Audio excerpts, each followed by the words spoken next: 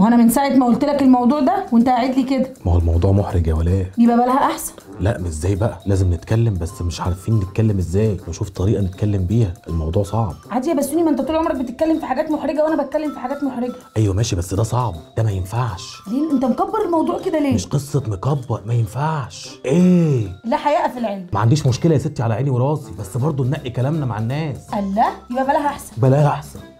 بصي بقى، ما انا مش عارفه اسكت، احنا لازم نحلها. انا عارف ان انت مش هتحليني غير لما نتكلم في الموضوع ده. بس يبقى نتكلم بقى، ما دام عارف ان انا مش هسيب. ما هو الموضوع صعب يا ولاء، يا ولاء الموضوع صعب وعيب. مش عيب انه يتقال. يا ربي. طب انا عايزه اشهدكم، انا سالت بسيوني ازاي نعرف العيال ان احنا ما معناش فلوس وهنستغنى عن شويه حاجات بتاعتهم، وهو من ساعتها زي ما انتم شايفين كده سهم الله رد وعمال يقول لي عيب عيب. ايه العيب في ان احنا نقول امكانياتنا الحقيقيه للعيال؟ اتفضل رد يا سيباسيوني. العيال ملهاش ذنب يا ولاء، وهننقي العيال هم على الفاضي، المفروض العيال تركز في مذاكرتها ودراستها وبس. والحل ايه؟ الحل عندنا احنا مش عندهم هم. هنعمل ايه؟ نعيش على قد اللي معانا. ما هم مش راضيين. لا مش راضيين ايه؟ طول النهار عايزين يروحوا السايبر. سايبر مين؟ سايبر مين؟ العيال عندها مذاكره. سايبر مين؟ احنا عندنا امتحانات. ولا بيفكروا في الكلام ده؟ لا امال انت ام ازاي؟ حلوه ويروحوا السايبر. امال انت ام ازاي؟ انا مش جايباك تقطمني، انا جايباك تحلها. ما هو انت لما تبقي ام الاول ساعتها نحلها. ما تعصبنيش. طب اعمل لك ايه؟ ما انت اللي سايبه العيال دايره على حل شعرها. طب يا بسوني، ما هو بالعقل كده الحال ما بقاش زي زمان. حلو. وكل الاسر دلوقتي عندها مشاكل ماديه ولازم نستغنى عن حاجات.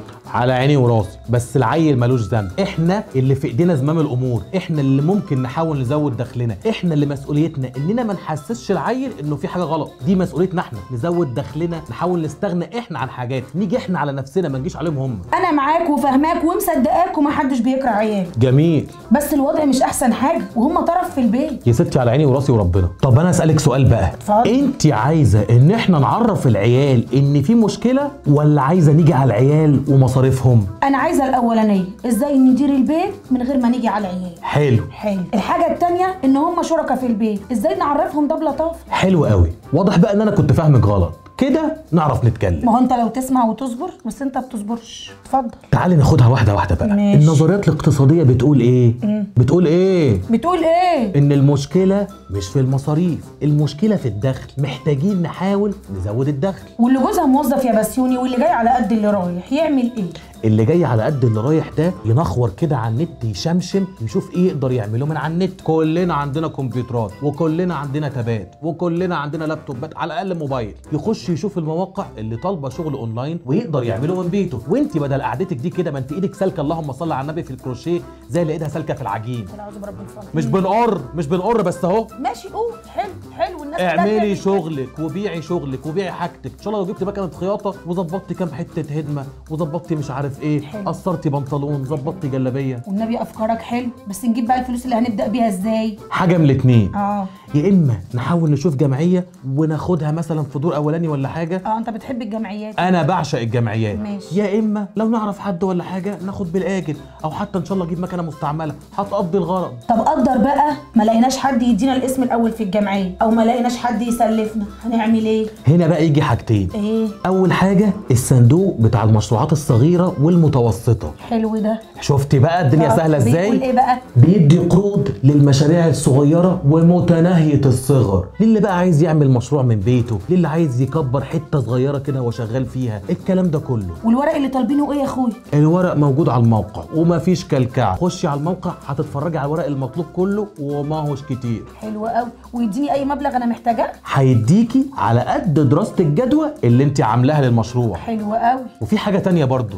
في مبادره انا كنت عملت فيديو عنها من كام اسبوع كده اسمها ابدا.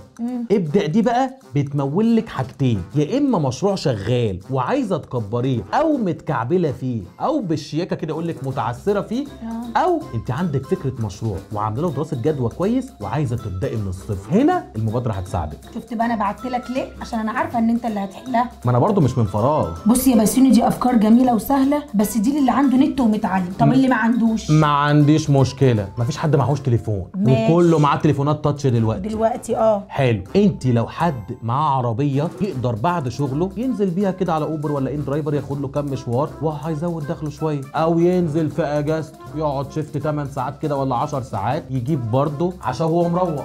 طب واللي ما عندوش عربيه يعمل ايه؟ يشتغل على عربيه يا ستي، ده يجيب عجله ويعمل بيها طلبات. دليفري يعني. دليفري، ماله الدليفري؟ لا حلو. بس مش بيجيب فلوس وبيملى التلاجة. صح. بس هي الفكره بقى ان احنا في مصر هنا مستعيبين نعمل كام حاجه، بره بيعملوها وعمرهم ما قالوا عليها عيب. لا، ما معروف الشغل مش عيب. وكل طلبه الجامعه بره بيشتغلوا في مطاعم وقت الجامعه بتاعتهم عشان يقدروا يدفعوا مصاريف الجامعه ويغسلوا صحون في الاخر. ايوه يا ابني، ما عشان يصرفوا على نفسهم. حلو. الستات بقى تعمل ايه؟ لا، حاجات كتير. احكي لي.